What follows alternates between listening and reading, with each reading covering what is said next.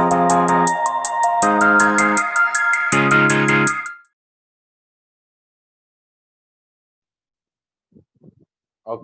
good evening everyone once again, and let's start today's class that is based on particularly resistance. आज की class में देखो, आज हम लोग पहले तो क्या पढ़ने वाले हैं वो जरा चेक कर लेते हैं।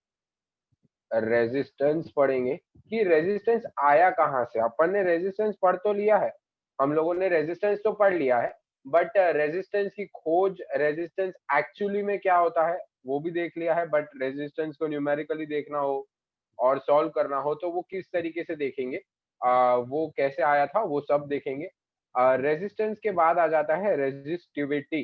अब ये रेजिस्टिविटी क्या होता है, we would see that too. And finally हम ओम अंकल जिनने ये सब बताया स्टार्टिंग में, इनसे ही शुरुआत हुई थी रेजिस्टेंस और रेजिस्टिविटी की। So we would see everything today. ये सारी की सारी चीजें देखते हैं।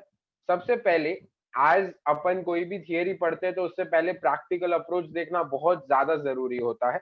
सो let's have a practical approach first.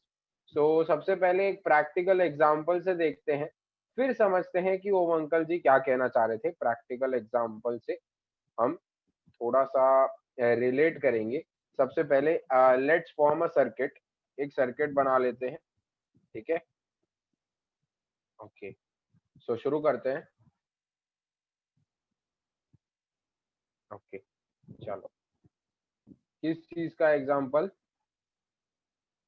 Ruchir भाई, किस चीज के एग्जांपल की बात कर रहा हूँ? हाँ, मिल गया ना, बहुत अच्छा एग्जांपल है। चलो चलो करते हैं अपन। ठीक। सो सबसे पहले प्रैक्टिकल अप्रोच की तरफ बढ़ेंगे। हम एक सर्किट बना देते हैं। सर्किट में कुछ ऐसा करता हूँ मैं, चलो यहाँ पर कुछ लिख देता हूँ ए। ये ए क्या है, एमीटर है, ठीक है। यहाँ पर मैं एक, ये क्या है, ये किसकी साइन है, हम लोगों ने पढ़ा है, ये रेजिस्टेंस की साइन है, ठीक है। अब ये पॉइंट ए है, ये बड़ी डंडी, ये छोटी डंडी, ये पॉइंट बी, ये बड़ी डंडी, ये छोटी डंडी, ये पॉइंट सी। अब सर ये आप क्या बना रहे हो? आई एम अप्लाइंग या मेकिंग कॉम्बिनेशन ऑफ बैटरीज, ठीक है। ये ई पॉइंट तक जा रहे हैं अपन। यहाँ से हम और क्या कर देते हैं, एक की को जोड़ देते हैं जो करंट को फ्लो करने में हेल्प करेगा। और यहाँ पर मैं एक एरो रख रहा हूँ अभी के लिए। एरो, एरो रिप्रेजेंट क्या करता है, हम लोगों ने सर्किट डायग्राम में देखा था, जब रेजिस्टेंस को दिखाया जाता है तो वेरिएबल रेजिस्टेंस को दिखाया जाता है तो कुछ इस तरीके से दिखाया जाता है या इस तरीके से दिखाया जाता है। तो this both signs are for variable resistance. वो एरो क्या शो करता है, वेरिएशन शो करता है। उसी तरीके से यहाँ पर अब किसका वेरिएशन शो होने वाला है, वोल्टेज का वेरिएशन करेंगे अपन। क्या करेंगे, लेट्स चेक। और यहाँ पर मैं रेजिस्टेंस के बाहर है ना वोल्ट मीटर लगा देता हूँ एक, ठीक है। So voltmeter is always connected in parallel, that's why अपन ने पैरेलल में कनेक्ट किया है। ammeter is always connected in series, that's why we have connected ammeter in series. So this is your ammeter, this is your voltmeter, this is your की, जो कि बंद है, मतलब करंट पास होगा। अब सर्किट को कंप्लीट करना है ना, सबसे पहले तो यहाँ पे सर्किट को कंप्लीट नहीं किया है। सो धीरे धीरे अपन क्या करेंगे, यहाँ पर देखो मैंने कितनी बैटरीज ली है, 4 बैटरीज। मैंने 4 बैटरीज ली है, मतलब मुझे वोल्टेज का वेरिएशन करवाना है बैटरी में। वोल्टेज का वेरिएशन मैं एक बैटरी भी ले सकता हूँ। देखो, मैं एक बैटरी भी ले सकता हूँ जिसमें एक ऐसे डायल हो, मतलब ऐसी बैटरीज आती है। एक्चुअली में हम लोग इतनी सारी बैटरी नहीं लेते हैं, हम एक ही बैटरी लेते हैं जो वेरिएबल क्या बोलते हैं, पोटेंशियल डिफरेंस दे सकती है, ठीक है। सो एक्चुअली में बस मैं आपको थोड़ा सा प्रैक्टिकली समझाना चाह रहा हूँ, दैट्स व्हाई मैंने बहुत सारी बैटरीज ले ली। मान लो हर एक बैटरी जो है ना वो 2-2 वोल्ट की है, ठीक है। मान लो ये वोल्ट 2 वोल्ट की, ये भी 2 वोल्ट की, ये भी 2 वोल्ट की और ये भी 2 वोल्ट। सो हमने क्या किया, हम एक्सपेरिमेंट कर रहे हैं। मान लो ये एक्सपेरिमेंट एक्चुअली में ओम अंकल ने किया था, बट हम पहले एक्सपेरिमेंट करेंगे और देखते हैं कि क्या हो रहा है। तो हम लोगों ने एक्सपेरिमेंट किया, ठीक है। join this particular circuit or complete this circuit by joining here। ठीक है, हमने क्या किया, सर्किट जो बनाया, हम लोग एक्सपेरिमेंट कर रहे हैं यहाँ पर, हमने सर्किट बनाया, हम लोगों ने क्या किया, यहाँ ये सर्किट को कंप्लीट किया, मतलब अब ये बैटरीज कुछ काम की नहीं है। ठीक है, हमने क्या किया, ये जो वायर है इसको बी पॉइंट से कनेक्ट कर दिया है। सो हमारा ये 3 बैटरीज आर नॉट काम की, एक भी चीज काम की नहीं है। तो मतलब अब जो पोटेंशियल डिफरेंस हम लोगों ने खुद दिया वो कितना दिया, फॉर ए बी हमने क्या किया, हमने एक एक्सपेरिमेंट कर रहे हैं, हम लोगों ने ए बी एक्सपेरिमेंट किया और हमको पता चला कि वोल्टेज कितना आया, 2 वोल्ट का आया। ठीक है, yes, this arrow shows variation, ये एरो आपको ऑप्शन दे रहा है कि आपको इस सर्किट को कौन से पॉइंट के साथ जोड़ना है। सो जिस पॉइंट के साथ जोड़ेंगे उतना वोल्टेज वो क्रिएट करेगा। जैसे मैंने बी पॉइंट के साथ जोड़ा तो circuit will be completed from here, so the potential difference that is created is 2 volts। so potential difference मान लो 2 वोल्ट आ गया। अब मैं क्या कर रहा हूँ, लेट्स से मैं अज्यूम कर रहा हूँ ये वैल्यूज एकदम सही नहीं रहेगी, मैं एक्सपेरिमेंट कर रहा हूँ। सो जैसे मान लो हम लोगों ने आई ले लिया, हम लोगों ने जब बैटरी को बी पॉइंट पे कनेक्ट किया सो हमको एमीटर की रीडिंग मिली। ठीक है, हमको एमीटर की रीडिंग मिली मान लो 1 एम्पियर। ठीक है, सो this was my first experiment. हमने सोचा चलो वोल्टेज को 2 वोल्ट करके देखते हैं और एमीटर की रीडिंग देखते हैं। सो वोल्टेज को 2 वोल्ट करके देखा और एमीटर का रीडिंग लिया तो आया 1 एम्पियर। फिर उसके बाद हम लोगों ने क्या किया, अब मैं कलर चेंज करता हूं, मैंने क्या किया, इस वायर को सी पॉइंट से जोड़ दिया है, इस वायर को सी पॉइंट से जोड़ दिया है। सो सी पॉइंट से जोड़ने से क्या हो जाएगा, फॉर एसी, फॉर एसी हमारा जो वोल्टेज हुआ वो कितना हुआ बच्चा लोग, 4 वोल्ट हो गया हमारा वोल्टेज। देखो सर्किट कैसा कंप्लीट होगा, अब यहाँ से सर्किट कुछ इस तरीके से कंप्लीट होगा। So these both batteries will not be considered. ठीक है, ये दोनों बैटरीज को अपन कंसिडर नहीं करेंगे। सो अब ये एरो को मैंने यहाँ पर कनेक्ट किया तो मेरा जो पोटेंशियल डिफरेंस क्रिएट हुआ वो 4 वोल्ट्स का क्रिएट हुआ। और तब मैंने एमीटर का रीडिंग देखा जरा, तो मुझे पता चला कि एमीटर का जो रीडिंग आ रहा है अब वो आ रहा है 2 एम्पियर का। ठीक है, वो आ रहा है 2 एम्पियर्स का एमीटर का रीडिंग। अब मैंने एक्सपेरिमेंट थोड़ा सा और अच्छे से किया, मैंने सोचा चल अब ये भी हो गया, अब इधर लगा देते हैं इसे। तो हमने डी पॉइंट पे लगाया, तो बताओ वोल्टेज कितना हो जाएगा, total potential difference across this whole particular wire will be कितना होगा, यस 6 वोल्ट होगा। सीधी बात है सर, 3 बैटरी आ गई, अब तो 3 2 वोल्ट की बैटरी हो जाएगी, तो 6 वोल्ट आपका टोटल जो हो जाएगा वोल्टेज हो जाएगा। तो voltage will be 6 volt. And current हम लोगों ने जब एम्पीमीटर पे देखा तो करंट हो गया 3 एम्पियर। तो हमने बोला अच्छा ऐसा है, चलो एक और लास्ट बार कर लेते हैं, बिकॉज एक एक्सपेरिमेंट करेंगे तो ऑब्जर्वेशन ज्यादा होनी चाहिए। ठीक है, ताकि हमारा जो एरर है वो कम रहे। ये एरर ऑब्जर्वेशन क्या होता है सब आप 11th 12th में पढ़ेंगे अच्छे से, 11th में 12th में नहीं। अब मैंने क्या किया, इस वायर को ई पॉइंट के साथ कनेक्ट कर दिया।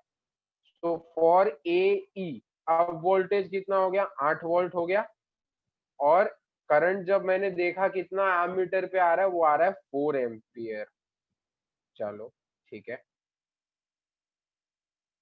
ओके, ठीक है। सो दिस वाज अवर एक्सपेरिमेंट। हम लोगों ने एक्सपेरिमेंट किया, थोड़ा सा इच्छा हुआ एक्सपेरिमेंट करने का, तो हमने कुछ इस तरीके से सर्किट बना के एक्सपेरिमेंट किया है। ठीक है, सो अब कैन यू ऑब्जर्व समथिंग, कुछ अच्छा ऑब्जर्व हो रहा है क्या, आर यू ऑब्जर्विंग समथिंग। चलो कोई मुझे बता सकता है कि कुछ, आप सोचो, 1 मिनट का टाइम लीजिए और सोचिए कि आर यू ऑब्जर्विंग समथिंग, कुछ ऑब्जर्व कर रहे हो क्या। देखो मैं तो एक चीज ऑब्जर्व कर रहा हूँ यहाँ पर, but I would give you a couple of minutes to think. इस इन सारी वैल्यूज को जरा गौर से देखेंगे और फिर बताएंगे। इन सारी वैल्यूज को जरा अच्छे से देखो, जो आपने 4 ऑब्जर्वेशंस की, आपने एक्सपेरिमेंट तो कर लिया, अब ऑब्जर्वेशन क्या आ रहा है वही तो मेन चीज है, वहां से ही तो डिस्कवरीज होती है। तो अब yes, what we are observing here, अरे वाह, मुझे करेक्ट आंसर्स मिल गए हैं। वी आर ऑब्जर्विंग कि जो वोल्टेज जो वोल्टेज और जो करंट का रेशियो है, जो वोल्टेज और जो करंट का रेशियो है, that is constant, that is constant. कितना रेशियो है? 2:1 का रेशियो है। चेक करो, यहाँ पर भी करंट इज टू इसका 2:1 का रेशियो, ये भी रेशियो 2 है, ये भी रेशियो 2 है, और यहाँ पर भी रेशियो 2 है। सो ओम अंकल ने ये ऑब्जर्वेशन किया कि जब मैं कोई भी वायर ले रहा हूँ, कोई भी वायर ले रहा हूँ, वायर डिफरेंटली, तो रेशियोज डिफरेंट आए। ऐसा एक ऑब्जर्वेशन। देखो फर्स्ट ऑब्जर्वेशन क्या था, ये एक्सपेरिमेंट से हम लोगों ने जो फर्स्ट ऑब्जर्वेशन किया, मैं लिखूं कहाँ, मैंने इतना बड़ा बना दिया है। तो चलो मैं ये ऑब्जर्वेशन रफ करूं, क्या करूं, एक मिनट, चलो थोड़ा सा स्पेस मैं यहाँ पर क्रिएट करता हूँ। So okay, so what did we observed, हम लोगों ने जब एक्सपेरिमेंट किया तब हम लोगों ने ये ऑब्जर्व किया कि V अपॉन I का जो रेशियो है ना, वो कुछ कांस्टेंट आ रहा है, बट हर एक वायर के लिए सेम नहीं आ रहा है। हर एक वायर के लिए, फॉर एवरी डिफरेंट वायर, हर एक वायर के लिए जो रेशियो हो रहा है वो डिफरेंट आ रहा है, बट कांस्टेंट आ रहा है। मतलब मैंने अब ये रेड वायर यूज किया तब मेरा रेशियो आया 2, तो मैंने कोई और कलर का वायर यूज किया, मान लो ये कलर का वायर, इसकी जगह पे मैंने वायर चेंज कर दिया और फिर एक्सपेरिमेंट किया, सो मुझे पता चला कि जो रेशियो है वो चेंज हो गया, वो 3 आ रहा है। सो इसका मतलब कि ये क्या दर्शा रहा है, इसका मतलब कुछ तो दिखा रहा होगा कि वायर के मटेरियल के ऊपर जो रेशियो है वो डिपेंड कर रहा है। चलो देखते हैं सेकंड ऑब्जर्वेशन क्या था। सेकंड ऑब्जर्वेशन आया, after changing wires, after changing vires the ratio changed but remained constant, the ratio changed but remained constant। ठीक है, मतलब दूसरी वैल्यू ही बट वो भी कांस्टेंट रही। अभी ब्राउन वायर चूज करते तो रेशियो आ रहा था 3, ब्लैक वायर कोई और वायर चूज कर लिया तो रेशियो आ रहा है 1, रिमेन्ड कांस्टेंट। ये हमारा दूसरा ऑब्जर्वेशन हुआ। ठीक है, इसका मतलब क्या होता है कि नेचर ऑफ मटेरियल पे वायर के ऊपर कुछ, वायर की कुछ स्पेसिफिक प्रॉपर्टी दर्शा रहा है ये constant. I would repeat, wire की कुछ पर्टिकुलर स्पेसिफिक क्वांटिटी दिखा रहा है ये। क्यों? क्योंकि अगर वायर चेंज करने के बाद भी वैल्यूज अगर सेम रहती, मतलब किसी और चीज पे डिपेंड करती है जो भी कांस्टेंट चीज आ रही है, बट वायर को अपन ने चेंज किया, जैसे जैसे वायर चेंज कर रहे हैं वैसे वैसे कांस्टेंट की वैल्यू चेंज होती जा रही है। तो इसका मतलब वायर की प्रॉपर्टी पे डिपेंड करता है ये कांस्टेंट। अगर दूसरी चीज, अगर हम लोग एक ग्राफ बनाए बिटवीन वोल्टेज एंड करंट, तो जब देखो 2 है तो 1 है, मतलब ये पॉइंट मान लेते हैं। आप जब ग्राफ बनाएंगे तब देखना, फिर 4 है तो 2 मान लो ये पॉइंट, 6 है तो 3 मान लो ये पॉइंट। तो जब अपन ने ग्राफ बनाया, जब हम लोगों ने वोल्टेज और करंट के बीच में ग्राफ बनाया तो कुछ इस तरीके से मिला ग्राफ, रेड वायर के लिए। ब्लैक वायर के लिए जब ग्राफ बनाया, ब्लैक ब्लैक वायर के लिए ग्राफ बनाया तो वो कुछ इस तरीके से मिला। वायर चेंज करते जा रहे हैं, ग्राफ का जो क्या बोलते हैं नेचर है वो दैट इज सेम। ग्राफ का जो नेचर है दैट इज सेम, कि स्ट्रेट लाइन ही आ रही है, ओरिजिन से पास करती हुई आ रही है, बट कोई ऊपर आ रही है कोई नीचे आ रही है। ठीक है, तो ग्राफ का जो रेशियो है वो अपन को सेम दिख रहा है। ओ सॉरी, ग्राफ का जो नेचर है वो हम लोगों को सेम दिख रहा। V और I का रेशियो कांस्टेंट आ रहा है, बट वायर चेंज करने की वजह से वो चेंज हो रहा है। सो ये पर्टिकुलर प्रॉपर्टी को ओम अंकल ने नाम दिया रेजिस्टेंस। ये जो कांस्टेंट आ रहा है ना चीज, ये जो कांस्टेंट आ रहा है, इस चीज को ओम अंकल जी ने नाम दिया रेजिस्टेंस। ये जो प्रॉपर्टी है that is resistance resistance of the wire, wire change किया तो वायर का जो रेजिस्टेंस है वो भी चेंज हो गया। कंडक्टर, मान लो कोई एक वायर ली जो ज्यादा कंडक्टिंग है, मतलब उसका रेजिस्टेंस कम होगा, तो जो रेशियो आएगा that will be less, V upon I का रेशियो। सो ओम अंकल ने क्या कहा, ये जो प्रॉपर्टी डिस्कवर कर रही है, जो कांस्टेंट टर्म आ रहा है बार बार, that is nothing but that is resistance of a particular wire और पर्टिकुलर मटेरियल। सो जरा इसको अब ओम अंकल की भाषा में पढ़ते। ये तो हम लोगों ने एक प्रैक्टिकल एग्जांपल लिया है, हमने सोचा कि हम खुद कर रहे हैं एक्सपेरिमेंट। सो हमने जब एक्सपेरिमेंट किया तो कुछ इस तरीके से ऑब्जर्वेशन आई। जब ऑब्जर्वेशन आई तो हम लोगों ने देखा कि V अपॉन I का रेशियो आ रहा है कांस्टेंट। देन हम लोगों ने ये चीज देखी, नहीं, वायर का रेजिस्टेंस चेंज नहीं होता, ये बात ध्यान रखना। वायर का कुछ particular resistance that is constant, इसलिए तो यहाँ पर कांस्टेंट वर्ड यूज किया है।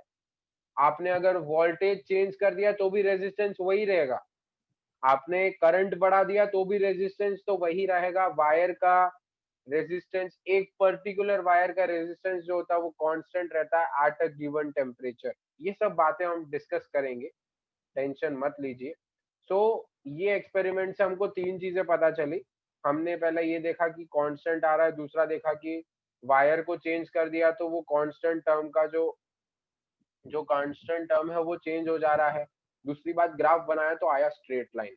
ठीक है, सो ये चीजें हम लोगों को पता चली। उसके बाद अब ओम अंकल ने भी यही एक्सपेरिमेंट किया था जो मैंने आप लोगों को बताया कि हमने किया है, बट ओम जी ने भी वही किया, बट आगे उनने क्या ऑब्जर्वेशंस दी और आगे उनने क्या क्या चीजें बताई वो देखते हैं आप। ठीक है, सो सबसे फर्स्ट ऑब्जर्वेशन वाज, हर एक ऑब्जर्वेशन को थोड़ा सा डिटेल में डिस्कस करेंगे। फर्स्ट ऑब्जर्वेशन वाज कि वायर है ना, जब एक पर्टिकुलर वायर के लिए हम लोग ग्राफ बना रहे हैं between V and I, between V and I, तो दैट इज स्ट्रेट लाइन।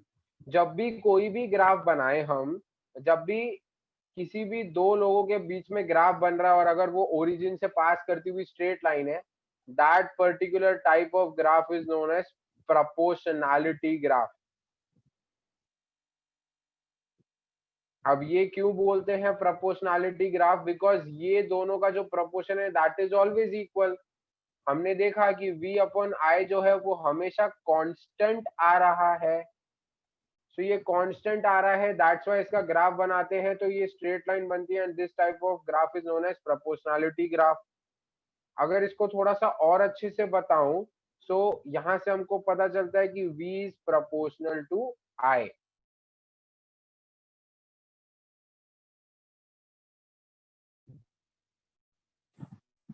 मतलब अगर आप लोग V को इंक्रीज करेंगे तो I भी इंक्रीज होगा। Just remember this thing, proportionality graph मतलब वो दोनों कांस्टेंट रहेंगे। कांस्टेंट रहना है तो अगर आपने V को 2V किया तो I को भी 2I होना पड़ेगा, तो ही वो कट के वापस कांस्टेंट होंगे। I would repeat this thing कि मान लो कोई वायर का है ना, V अपॉन I आ रहा है 6। ठीक है, V अपॉन I आ रहा है 6। मान लो मैंने वोल्टेज को 12 रखा तो I को कितना रखना पड़ेगा? 2 रखना पड़ेगा, तो आंसर आएगा 6। बिकॉज कांस्टेंट ही आएगी, वैल्यू तो 6 ही रहने वाली है। अगर आपने वोल्टेज को इंक्रीज कर दिया, मान लो आपने वोल्टेज को इंक्रीज कर दिया 14 कर दिया, 14 नहीं करते हैं, कुछ अच्छा सा लेते हैं, मान लो 18 कर दिया, तो आपको करंट कितना करना पड़ेगा? करंट भी इंक्रीज करना पड़ेगा, 2 से 3 करना पड़ेगा। अगर आपने वोल्टेज को 12 से 18 किया तो करंट को भी 2 से 3 करना पड़ेगा, बिकॉज रेशियो को कांस्टेंट रखना है। ठीक है, बिकॉज रेशियो को कांस्टेंट रखना है, proportion should be always the same. That's why अगर V इंक्रीज होगा तो I भी इंक्रीज होगा। ग्राफ से भी दिख रहा है, ये पॉइंट पे देखो V इतना है, I इतना है, थोड़ा सा V को इंक्रीज कर दिया तो I भी इंक्रीज हो गया, थोड़ा और V को इंक्रीज कर दिया तो थोड़ा और I इंक्रीज हो गया। ठीक है, so the first observation was V upon I is always constant. जो ग्राफ बन रहा है वो उनके बीच में प्रोपोर्शनैलिटी ग्राफ बन रहा है, और जो कांस्टेंट टर्म है इसे ओम अंकल ने रेजिस्टेंस का नाम दे दिया। इसे क्या नाम दे दिया? रेजिस्टेंस का नाम दे दिया। सो V अपॉन I को उन्होंने कहा वो किसके बराबर होगा, रेजिस्टेंस के बराबर होगा, मतलब V will be equal to IR। This is your formula number 5 या 6, जो भी नंबर पे अपन पहुंचे। ठीक है, यहां तक किसी को कोई डाउट है तो जरा मुझे पूछेंगे, इफ डाउट नहीं है तो हम आगे बढ़ेंगे।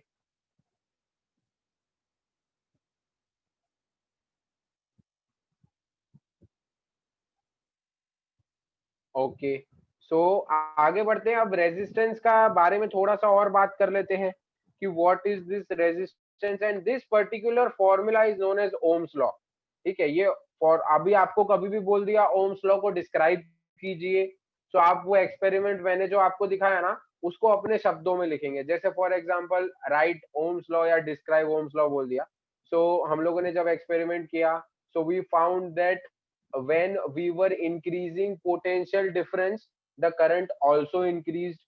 दूसरा एक और ऑब्जर्वेशन जो देखा कि वो ये था कि द पोटेंशियल डिफरेंस और करंट का जो रेशियो है वो पर्टिकुलर वायर के लिए हमेशा कांस्टेंट था।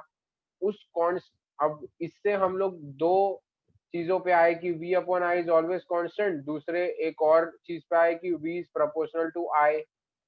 देन इस कांस्टेंट को हम लोगों ने रेजिस्टेंस का नाम दे दिया कि that was the property of a material that opposes the charge. ये तो आपको पता है कि वो फ्लो को अपोज करता है, उसे रेजिस्टेंस बोलते हैं। So V upon I is equal to R और V is equal to I R. ऐसे आप लोग ओम्स लॉ लिख के आओगे। थोड़ा सा और बात करते हैं हम लोग रेजिस्टेंस के बारे में। सो रेजिस्टेंस का जो यूनिट होता है that is ohm, that is ohm. ये वाला ओम नहीं, ये जो ओम पढ़ते हो ये ओम नहीं। रेजिस्टेंस का जो यूनिट है दैट इज ओम। कुछ इस तरीके से इसे दिखाया जाता है और इसे ऐसे लिखते हैं ओम। ठीक है, देन अगर और थोड़ा सा बात करें रेजिस्टेंस के यूनिट के बारे में, तो देखो रेजिस्टेंस का फॉर्मूला क्या है, V अपॉन आई, मतलब 1 ohm will be equal to 1 volt upon, V का तो यूनिट V ही होता है राइट, वोल्ट पर ampere.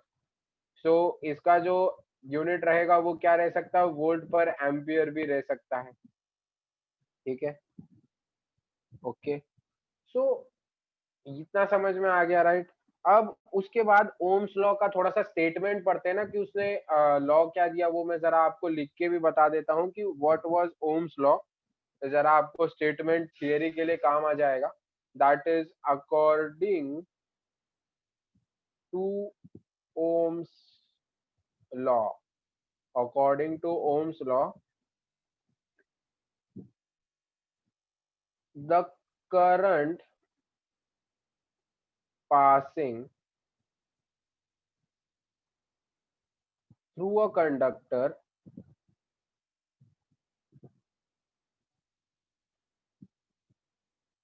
is directly proportional,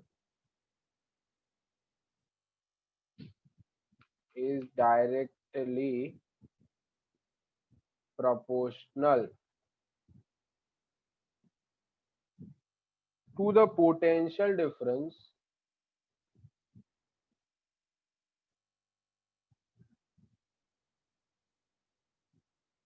applied across its ends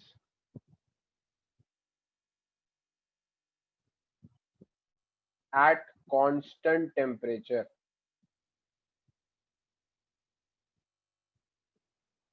so this was Ohm's law का स्टेटमेंट।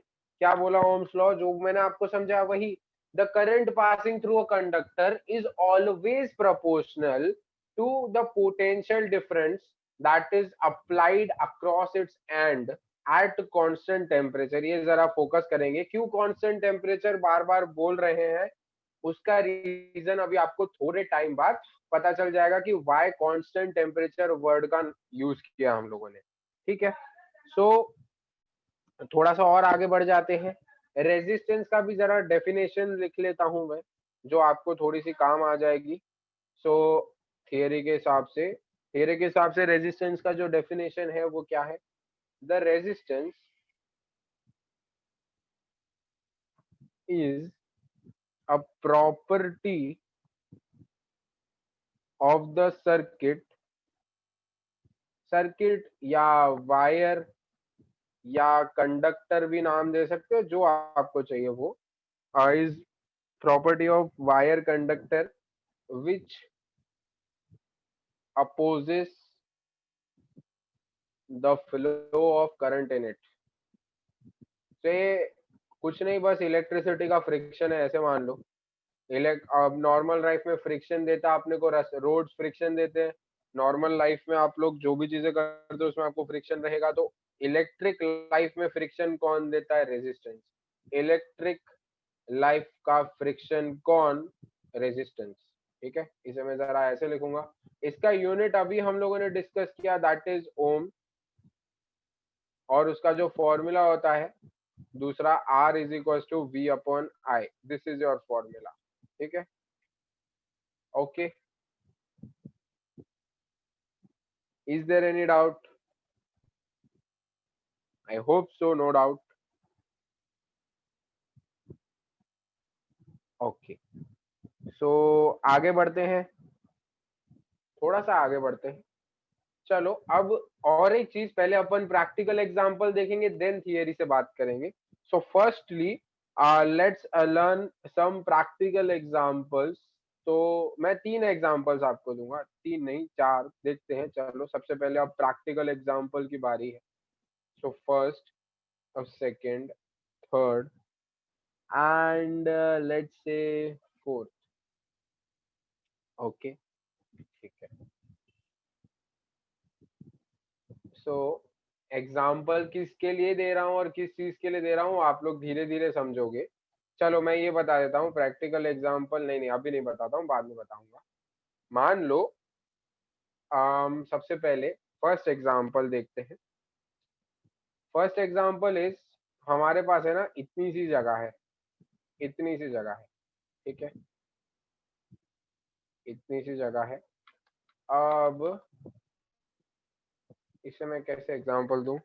एक मिनट, लेट मी थिंक।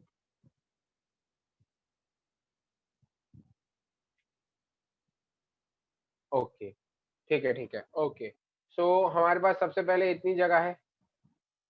अब हम ऐसा सोच रहे हैं, और दूसरी जगह इतनी है। ठीक है, हमारे पास 2 जगहें हैं। एक इतनी जगह है जिसमें आप लोग पानी रख सकते हो, और एक इतनी जगह है जिसमें पानी फ्लो करता रह रहा है। ठीक है, हमको इतना ही जगह कंसिडर करना है। लेट्स थिंक कि यहाँ पे दोनों ब्लॉक्स में या दोनों जगहों पे पानी इज ऑलवेज फ्लोइंग। अब आप लोगों ने क्या सोचा कि इस पानी को मैं जितना ज्यादा रोक सकता हूँ उतना ज्यादा रोकने की ट्राई करता हूँ। ठीक है, तो हम क्या करेंगे, रास्ते पे ड्रम लेके खड़े हो जाएंगे और ड्रम में से पानी निकालेंगे। तो लेट्स से हम लोग इसमें से पानी निकाल रहे हैं, हम लोग इस वाले कंटेनर में से पानी निकाल रहे हैं। तो मान लो आपने इतना बड़ा ड्रम यूज किया। ठीक है, यू यूज्ड, और ब्लू कलर का ड्रम जो आपने यूज किया उसके फ्लो को रोकने के लिए। ठीक है, अगर मैं उसी तरीके से यहाँ पर खड़ा हूँ और यहाँ पर मैं ड्रम यूज करने के लिए खड़ा हूँ, लेट से हम लोग यहाँ से पानी निकाल रहे हैं, तो ऑब्वियसली यहाँ से आपको बड़ा ड्रम यूज करना पड़ेगा। ठीक है, फॉर स्टॉपिंग द फ्लो, जितना आपको यहाँ पर स्टॉप करने के लिए चाहिए उससे थोड़ा सा ज्यादा ही ड्रम यूज करना पड़ेगा, राइट। आई वुड रिपीट, मान लो यहाँ पर 10 किलोमीटर प्रति घंटे से पानी जा रहा है, यहाँ पर भी 10 किलोमीटर प्रति घंटे से पानी जा रहा है। तो अगर आपको इस पानी को रोकना है, आप बीच में थोड़ा सा कम फोर्स लगाना पड़ेगा with respect to B. B के अकॉर्डिंग ए को तो कम फोर्स देना पड़ेगा, क्योंकि वहां से कम पानी फ्लो कर रहा है और यहाँ से ज्यादा पानी फ्लो कर रहा है, तो ऑब्वियसली यहाँ पर बड़ा ड्रम डालना पड़ेगा। ठीक है, this is your first example. Second example, अब देर आर 2 रोड्स। ठीक है, there are 2 roads. Let's say this is your first road, मैं थर्ड के लिए बाद में बताऊंगा। And let's say this is your second highway. 2 highway है ऐसा समझो।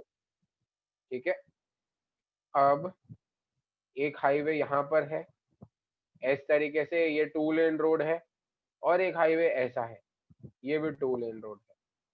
सो किसमें जाना लोग प्रिफर करेंगे, किसमें कम ट्रैफिक होगा? ऑब्वियसली सर, बी वाले में जो है वो कम ट्रैफिक होगा, क्योंकि वहां पर लोग है ना आराम से जा पाएंगे, उसमें कुछ ज्यादा घोचा मोचा नहीं होएगा, हम लोग आराम से चले जाएंगे।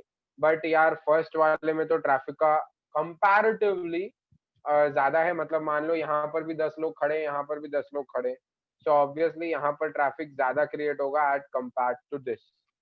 ठीक है, चलो ये भी अपने मन में तो घुसती है बात कि हाँ बराबर बोल रहे हो सर। तो सेकंड चीज ये हो गई।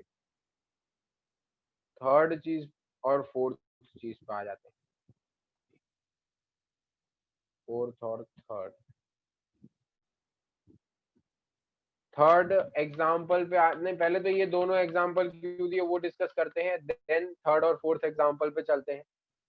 ठीक है सर, ये एग्जाम्पल अब मैं किससे रिलेट कर रहा हूँ, ये example practical examples are related with resistance. किन किन चीजों पे डिपेंड करता है? सो फैक्टर्स, एक minute, factors affecting resistance, factors affecting resistance.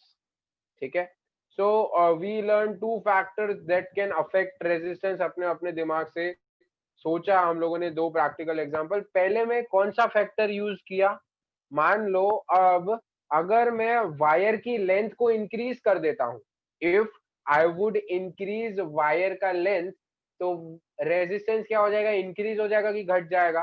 पहले एग्जांपल पे देखा कि सर अगर आप देखो आप वायर का लेंथ इंक्रीज कर रहे हो, तो आपको जो ड्रम है वो ज्यादा बड़ा लेना पड़ेगा उतने ही फ्लो को रोकने के लिए, जितने अगर ये पानी भी 10 किलोमीटर प्रति घंटे से चल रहा है, ये भी 10 से, तो ऑब्वियसली यहाँ पर ज्यादा फोर्स लगेगा as compared to A, right? So हम लोगों ने देखा कि अगर मैं लेंथ को इंक्रीज कर रहा हूं, इफ मैं लेंथ ऑफ द कंडक्टर को इंक्रीज कर रहा हूं, मतलब रेजिस्टेंस भी इंक्रीज होता है। इफ मैं लेंथ को डिक्रीज कर रहा हूं, मतलब रेजिस्टेंस भी डिक्रीज होता है। इसका मतलब क्या? लेंथ विल बी, लेंथ नहीं, resistance will be directly proportional to length. ठीक है, resistance will be directly proportional to length. ठीक है, मतलब रेजिस्टेंस को भी इंक्रीज किया, लेंथ भी इंक्रीज, लेंथ को घटाया, रेजिस्टेंस भी घटा। प्रैक्टिकल एग्जांपल नंबर 2 से हम लोगों ने क्या सीखा कि if I would increase the area of the conductor और ए वायर, तो रेजिस्टेंस क्या हो जाएगा? घट जाएगा। Resistance comparative to A will decrease, because यहाँ पर ट्रैफिक कम है, यहाँ पर लोग झगड़ेंगे कम, यहाँ पर ज्यादा फ्रिक्शन, यहाँ पर ज्यादा अपोजिशन क्रिएट होगा। और यहाँ पर कम, मान लो दो लोग हैं, आप लोग को बेंच दी है एक, यहाँ पर बेंच इतनी है और यहाँ पर बेंच इतनी है। अब दो लोगों को इधर बैठना है और दो लोगों को इधर बैठना है, कौन से लोग कम झगड़ा करेंगे? ऑब्वियसली ये। स्कूल में तो कितना झगड़ा करते थे हम कि हमको बेंच का, हम ऐसे पार्टीशन भी करते थे कभी कभी, तो ऐसे चौक से पार्टीशन बना देते थे, ये तेरा साइड है, ये मेरा साइड है। यहाँ पर क्या तेरा क्या मेरा, यहाँ पर तो पूरा टाइम झगड़ते रहेंगे। सो यहाँ पर क्या हुआ? आपके रिलेशनशिप्स में अपोजिशन आया, आपके आपके दोस्तों के साथ बहुत दिक्कत आ गई। सो उसी तरीके से यहाँ पर ट्रैफिक ज्यादा क्रिएट हो रहा है, यहाँ पर ट्रैफिक कंपेरेटिव टू ए कम क्रिएट हो रहा है। इसका मतलब क्या? इफ मैंने एरिया को इंक्रीज किया, हमने अगर एरिया ऑफ द वायर को इंक्रीज किया, तो रेजिस्टेंस घट गया, रेजिस्टेंस डिक्रीज्ड। अब एरिया को अगर मैंने कम किया, इफ मैंने एरिया को कम किया, so what happened? Resistance increased. ठीक है, इतने में कोई दिक्कत है? तो यहां से हम क्या बोल सकते हैं कि resistance is inversely proportional to area. कभी भी ऐसा उल्टा होगा तो एरिया नीचे आएगा। आई वुड रिपीट, कभी भी किसी को इंक्रीज करने से दूसरा वाला घट रहा है उसी प्रोपोर्शन में, तो हम ऐसे दिखाते हैं इनवर्सली प्रोपोर्शन। इससे सामने वाला समझेगा, समझ जाएगा कि एरिया आपने इंक्रीज किया तो रेजिस्टेंस घट रहा है। ऑब्वियसली डिनोमिनेटर को बढ़ाओगे तो आंसर कम ही होगा। यहाँ पर हम लोग न्यूमरेटर को इंक्रीज कर रहे हैं तो आंसर इंक्रीज हो रहा है, डिनोमिनेटर को इंक्रीज कर रहे हैं तो न्यूमरेटर डिक्रीज होगा। ये तो बेसिक मैथ्स मैंने बता दिया आपको कि क्यों हम ऐसा लिखते हैं। ठीक है, सो बाय दीज टू एग्जांपल्स हमको ये पता चला कि रेजिस्टेंस जो है ना वो टोटल 4 फैक्टर पे डिपेंड करता है।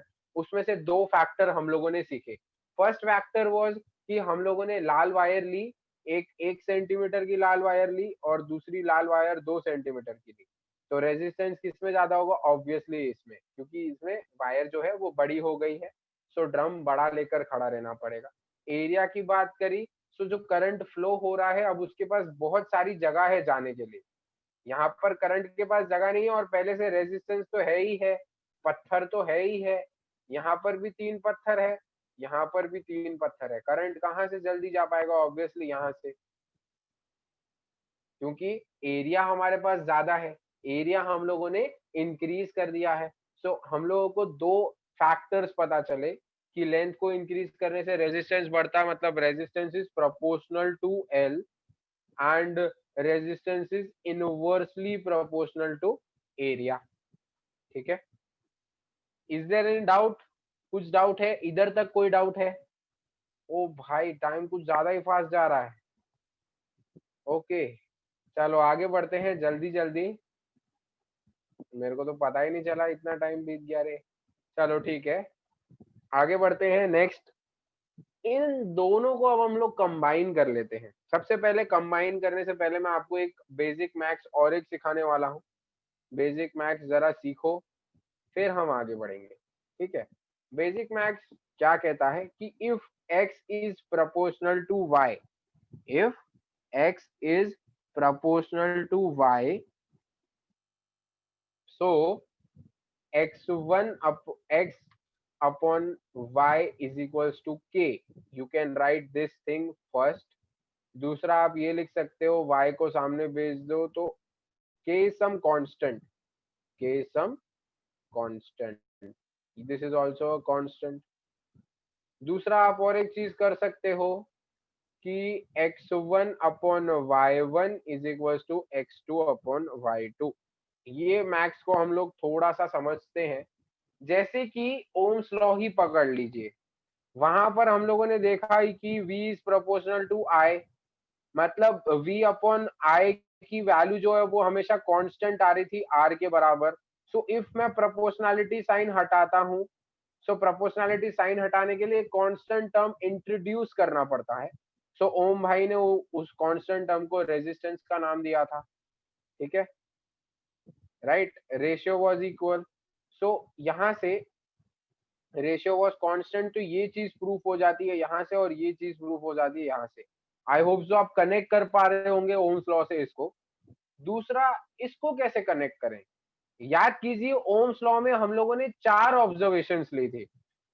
V1 upon I1 was equal to voltage in second upon current in second was equal to voltage in third observation upon current in third observation was equal to voltage in fourth observation upon current in fourth observation. So कभी भी दो चीजें proportional होती है, so proportionality sign हटाकर equal to का sign अगर लगाना है, so एक कांस्टेंट को इंट्रोड्यूस करना पड़ता है। This is your first concept of proportionality. Second concept is if they both are proportional, तो उनका जो रेशियो होगा that will always be constant.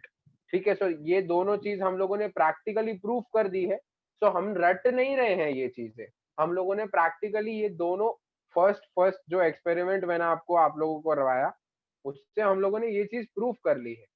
ठीक है, सो आई होप सो इन दोनों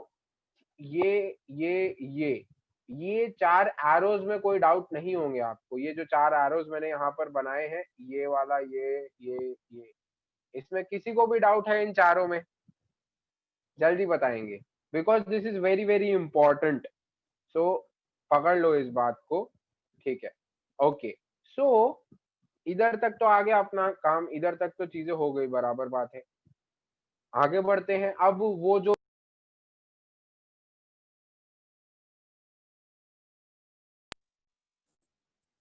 जो फैक्टर्स अफेक्टिंग रेजिस्टेंस की हम लोग बात कर रहे थे वो देख लेते हैं। हम लोगों ने पहला तो ये देखा था resistance is proportional to length L. दूसरा ये लिखा था कि resistance is inversely proportional to area. So let's combine these both formulas and write resistance is proportional to L upon A। लिख सकते हैं कि नहीं? यस लिख सकते हैं ऑब्वियसली। इन दोनों फॉर्मूला को मैंने, इन दोनों प्रोपोर्शनलिटी को अपन ने कंबाइन कर दिया है, ठीक है। तो मेरे हिसाब से कंबाइन करने के बाद कुछ फर्क नहीं आएगा। अब कंबाइन करने के बाद हम लोगों ने अभी बेसिक मैथ्स सीखा हम लोगों ने कि प्रोपोर्शनलिटी को, साइन को अगर हटाना है, so you need to introduce some constant. So यहाँ पर अगर हम प्रोपोर्शनलिटी साइन को हटाते हैं, so we need to introduce a constant that is rho. इसको, ये कांस्टेंट को हम लोग क्या नाम देते हैं, रो, L/A।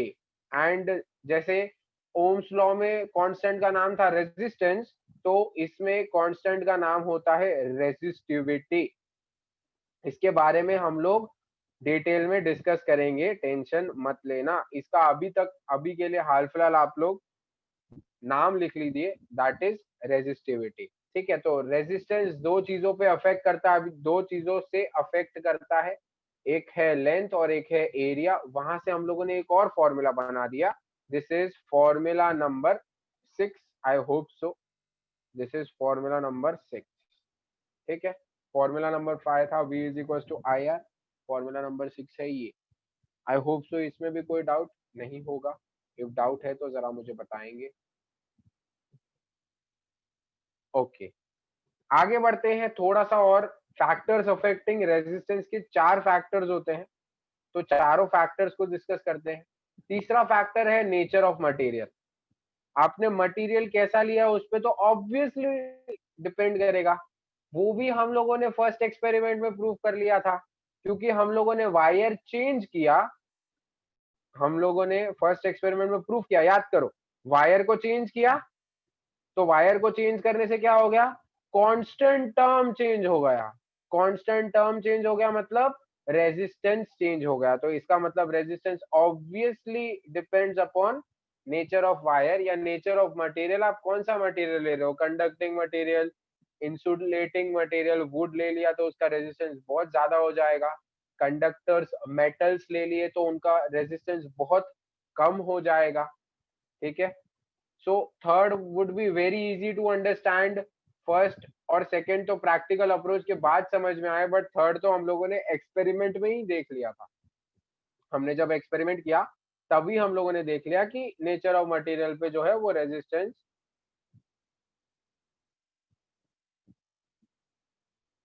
डिपेंड करता है। ओके, आगे बढ़ते हैं। सो जैसे जैसे आप मटेरियल को चेंज करते जाएंगे तो रेजिस्टेंस चेंज होता जाएगा। एक ही मटेरियल कुछ नहीं होता है। मतलब आपने अगर मटेरियल चेंज करना, मतलब क्या हो गया कि एक ही मटेरियल नहीं, आपने पहले मटेरियल लिया आयरन, बाद में लिया कॉपर, तो यहाँ पर आपने मटेरियल को चेंज कर दिया, मतलब रेजिस्टेंस भी चेंज हो जाएगा। तो मटेरियल को चेंज करना ऐसा होता है, कॉपर को चेंज कर दिया ऐसा नहीं होता। हाँ, कॉपर का आप लेंथ और एरिया चेंज करके रेजिस्टेंस को कम या ज्यादा कर सकते हैं, ठीक है। अगर कॉपर की लेंथ बढ़ा दी, रेजिस्टेंस बढ़ जाएगा। जो आपने कॉपर का वायर यूज किया उसका एरिया कम कर दिया तो रेजिस्टेंस इंक्रीज हो जाएगा, ठीक है। Okay, the fourth and last thing या last factor that affects the resistance of a material is temperature. Temperature भाई जो है वो भी रेजिस्टेंस को जरा इफेक्ट करते हैं। आपने अगर टेम्परेचर को बढ़ा दिया है, इसके बारे में भी फॉर्मूला आप जो पढ़ेंगे, इसके बारे में जो आप लोग फॉर्मूला पढ़ने वाले हैं वो 11th में पढ़ेंगे।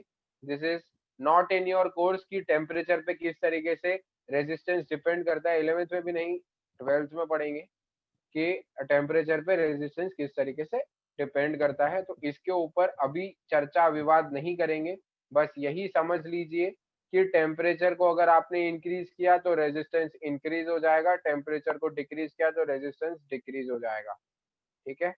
तो ये चर्चा आप लोगों को 12th में जहां पर भी आप पढ़ेंगे वहां पर आपको पता चलेगा कि टेम्परेचर किस तरीके से, रेजिस्टेंस जो है टेम्परेचर पे किस तरीके से डिपेंड करता है।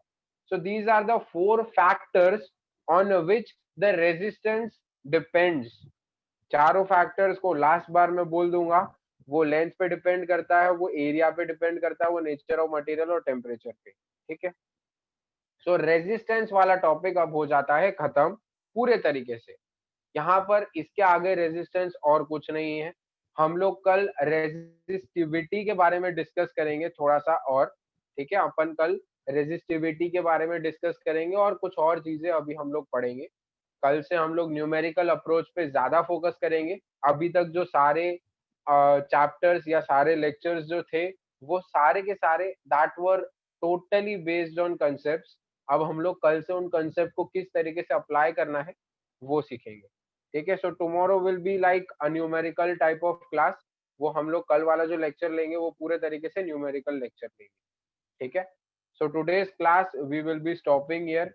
आई होप सो किसी को कोई डाउट नहीं हो और सबको सब कुछ समझ में आया हो। आज हम लोगों ने क्या क्या डिस्कस कर लिया। सबसे स्टार्टिंग में रेजिस्टेंस के बारे में वो एक्सपेरिमेंट किया, हम लोगों ने एक्सपेरिमेंट किया, वहां से कुछ ऑब्जर्वेशंस मिली जो ओम अंकल ने खुद निकाली थी। वो ओम अंकल ने जो ऑब्जर्वेशन निकाली वहां से एक फॉर्मूला पता चला V is equal to I R. वहां से रेजिस्टेंस का यूनिट पता चला कि वो होता है ओम। वहां से हम लोगों ने फैक्टर्स निकाले कि किसके ऊपर रेजिस्टेंस डिपेंड करता है। Length, area,